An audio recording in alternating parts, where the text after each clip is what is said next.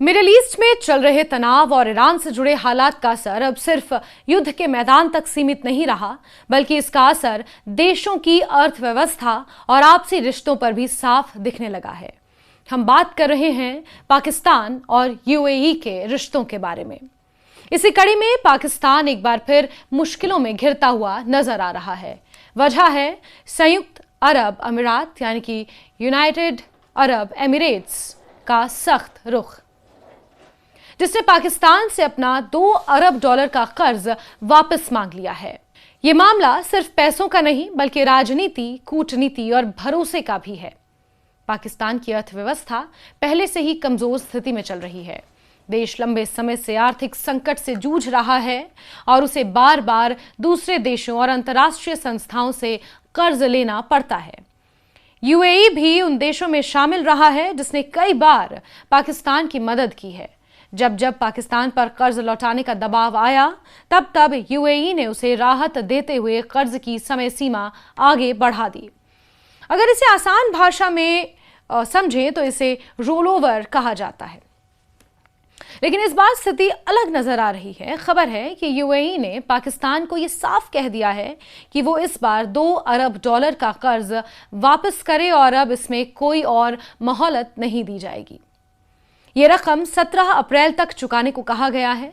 पहले जहां यूएई पाकिस्तान को बार बार राहत देता था, वहीं अब उसका रुख अचानक सख्त हो गया है। इस बदलाव के पीछे सबसे बड़ी वजह ईरान से जुड़ा मौजूदा तनाव माना जा रहा है। दरअसल मिडिल ईस्ट में हालात काफी तेजी से बदल रहे हैं और कई देश अलग अलग पक्षों में बंटते नजर आ रहे हैं।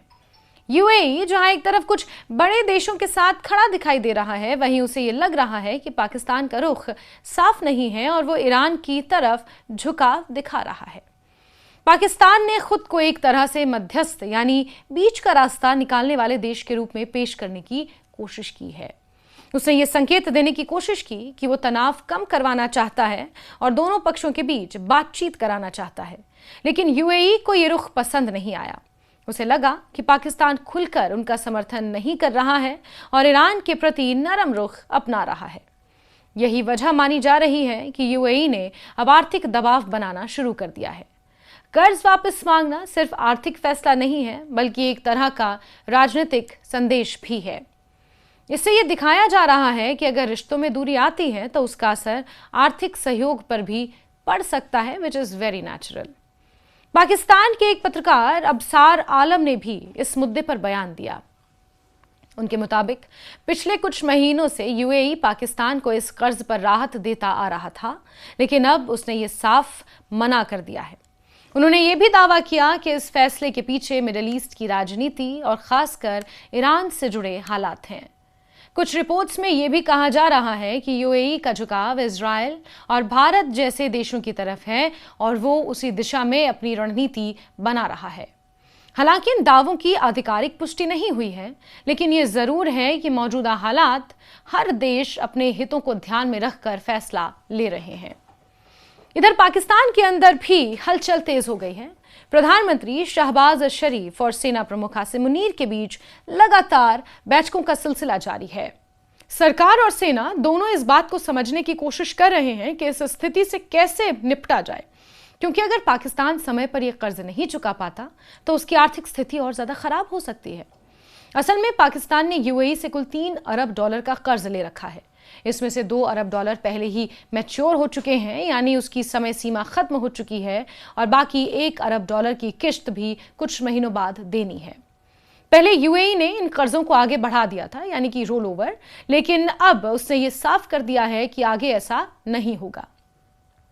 यहां एक बात समझना जरूरी है कि जब कोई देश दूसरे देश को कर्ज देता है तो वो सिर्फ पैसे नहीं देता, बल्कि उसके साथ एक भरोसा और रिश्ता भी जुड़ा होता है।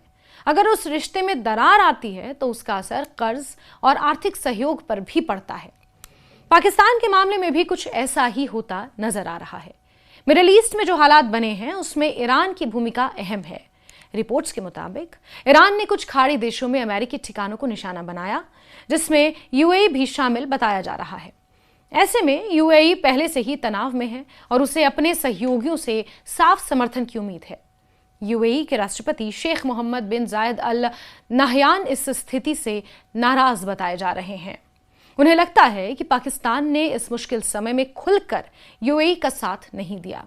यही वजह है कि अब वो पाकिस्तान पर दबाव बनाकर उसे एक तरह से संदेश देना चाहते हैं।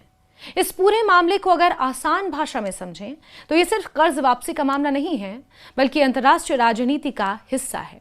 यहां हर देश अपने फायदे और नुकसान को देखकर फैसले लेता है। अगर कोई देश किसी दूसरे देश की उम्मीदों पर खरा नहीं उतरता तो उसका असर सीधे आर्थिक रिश्तों पर पड़ता है। पाकिस्तान के लिए यह स्थिति इसलिए भी गंभीर है क्योंकि उसकी अर्थव्यवस्था पहले से ही दबाव में है। उसे बार बार अंतर्राष्ट्रीय मुद्रा कोष यानी IMF और दूसरे देशों से मदद लेनी पड़ती है। ऐसे में अगर यूएई जैसे सहयोगी देश भी अपना सख्त रुख अपना लें तो उसकी मुश्किलें और ज्यादा बढ़ सकती हैं। अब आने वाले दिनों में यह देखना दिलचस्प होगा कि पाकिस्तान इस स्थिति से कैसे निपटता है, कैसे इस स्थिति को संभालता है। क्या वो समय पर कर्ज चुका पाएगा या फिर यूएई से किसी तरह की नई बातचीत करके राहत हासिल करेगा। इसके अलावा यह भी देखना होगा कि वो अपनी विदेश नीति में कोई बदलाव करता है या नहीं।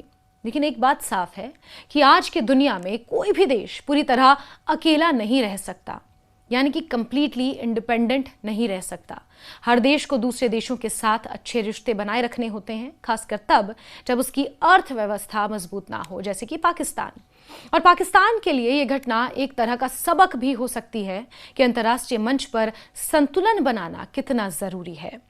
हम ये कह सकते हैं कि ईरान से जुड़े इस तनाव ने एक बार फिर यह दिखा दिया है कि युद्ध सिर्फ सीमाओं पर नहीं लड़ा जाता, बल्कि इसका असर आर्थिक और राजनीतिक और यहां तक कि कूटनीतिक स्तर पर भी गहराई से पड़ता है। पाकिस्तान इस समय एक ऐसे मोड़ पर खड़ा है जहां उसे बहुत सोच समझकर कदम उठाने होंगे, वरना उसकी मुश्किलें और ज्यादा बढ़ सकती हैं। लेकिन अगर सोशल मीडिया पर इस तरह की खबरों को देखें और समझें तो बहुत सारी पोस्ट्स ऐसी भी हैं जिसमें ये कहा जा रहा है कि यूएई अब खोखला होता जा रहा है, क्योंकि सबसे पहले तो जिस तरह के हमले ईरान की तरफ से किए गए, यूएई की सिक्योरिटी पर, वहाँ की सुरक्षा जो प्रणाली है, वहाँ की जो सिक्योरिटी ग्रिड है, उसके ऊपर सवाल खड़े किए गए। इसके अलावा अब पाकिस्तान से यूएई का अपना कर्ज वापस मांगना, 17 अप्रैल तक की मोहलत देना और उसे आगे ना बढ़ाने के संकेत देना, ये दिखाते हैं कि कहीं ना कहीं यूएई को भी इस वक्त पैसे की ज़रूरत है। इस तरह की रिपोर्ट्स भी अब सोशल मीडिया पर छाई हुई हैं। लेकिन इस बीच सबसे ज़्यादा जो कठिन स्थिति है वो पाकिस्तान के लिए है, क्योंकि पहले से ही पाकिस्तान अंदरूनी हालातों से लड़ रहा है और अंदरूनी हालात पाकिस्तान के अच्छे नहीं हैं। और ऐसे में $2 अरब का ये ऋण चुकाना पाकिस्तान के लिए बहुत ज़्यादा भारी पड़ सकता है।